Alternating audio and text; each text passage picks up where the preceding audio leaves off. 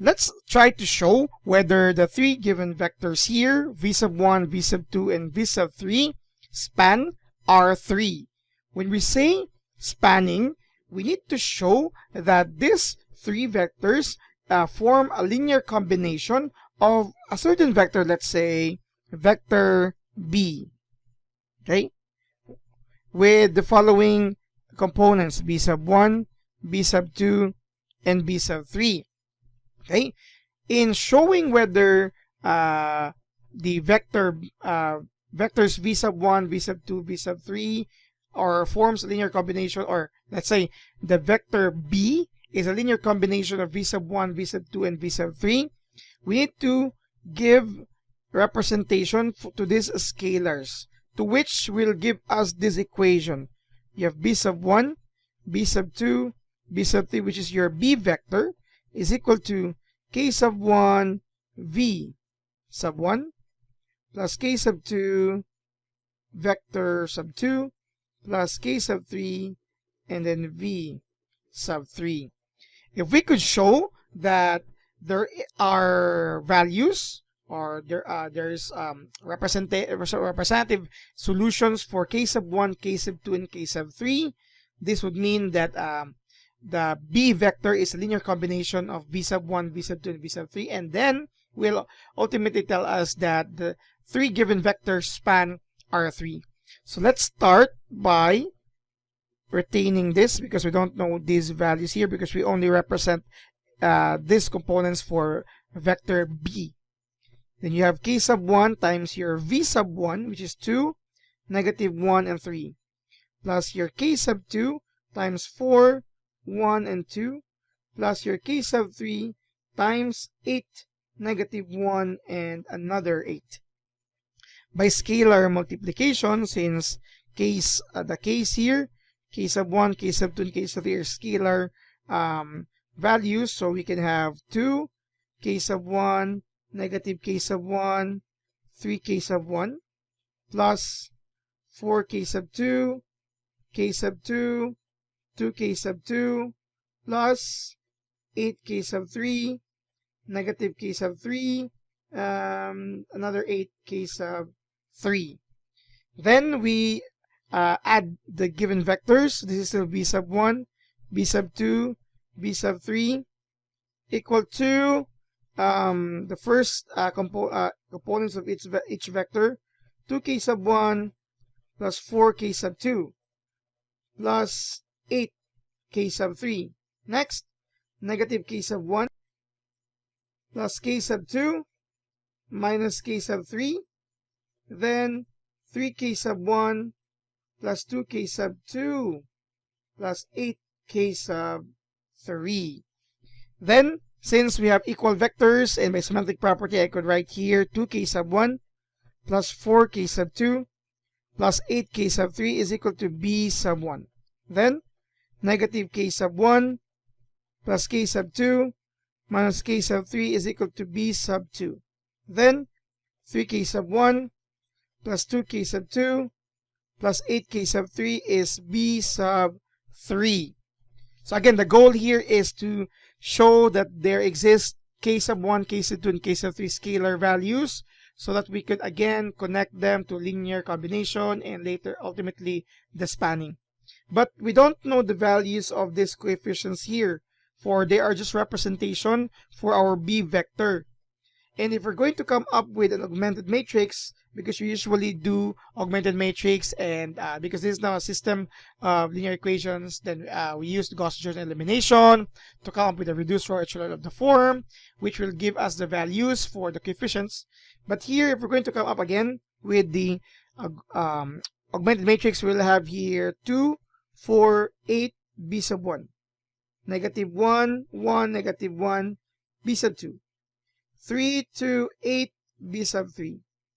We don't know still the exact values of b sub 1, b sub 2, and b sub 3, and we will just have representative values later on. So what is to be done here is, instead of the augmented matrix, only use the coefficient matrix.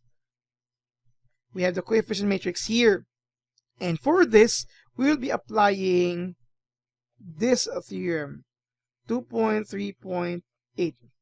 This theorem tells us that for ax equal to b, because this is this system here, we have ax, or instead of x it's k, but generally it's ax minus equal to b. For this type of system, we can say that it has solution if we could establish the determinant to be not equal to 0. I'm just using a because generally it should be a, but nevertheless the a here is the matrix given, or the coefficient matrix. If we could establish that the determinant of this coefficient matrix is not equal to 0, according to theorem 2.3.8, this form ax equals b is consistent. When you say consistent for every n by 1 matrix B, so this is actually n by 1. When you say consistent, we have two possibilities. It has one solution, or it has infinitely many solutions. But specifically, another portion of 2.3.8 is, aside from being it to be consistent if determinant is not equal to 0, it's also clarifying that it has exactly one solution. So it boils down to here.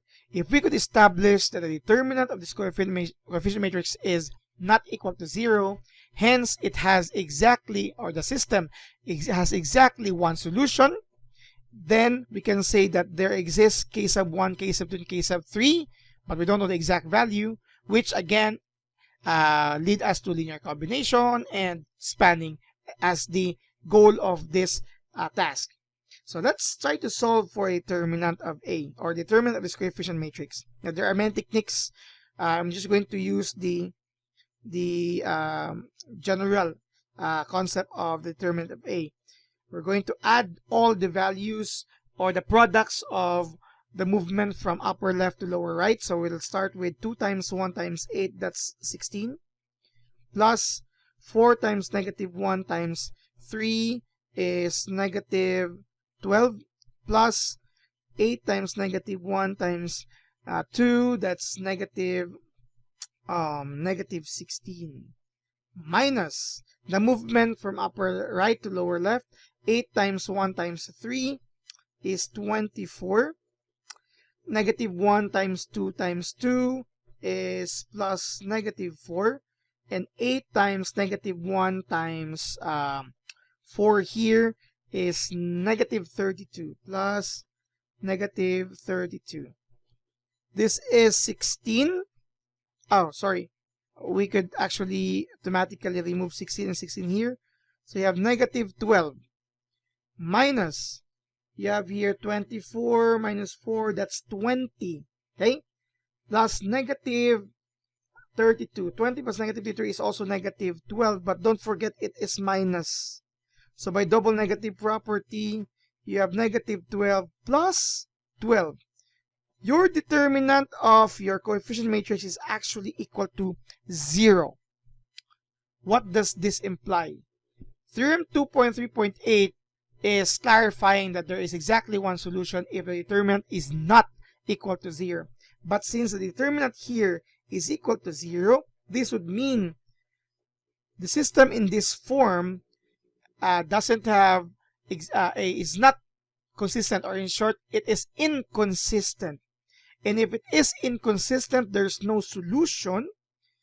K sub 1, K sub 2, K sub 3 is not possible, or do not exist, because there are 3 of them. And if the 3 of them do not exist, meaning V sub, or let's say B is not a linear combination of V sub 1, V sub 2, V sub 3. And if it's not, then ultimately we can say, this because of theorem 2.3.8 in your determinant, we can say that the vectors V sub 1, V sub 2, and V sub 3 do not span R3. This is our conclusion here. This was made possible of the only one computation the determinant, which again, just like domino effect or ripple effect, it doesn't satisfy theorem 2.3.8, so it should not satisfy all the equivalent statements there, which of one is telling us that it should be consistent, meaning on the other hand, it should be inconsistent, meaning this does not exist, it's not a linear combination, or the vector b, I'm going to make this bolder as well as here, is that a linear combination of these vectors, and those vectors do not span R3.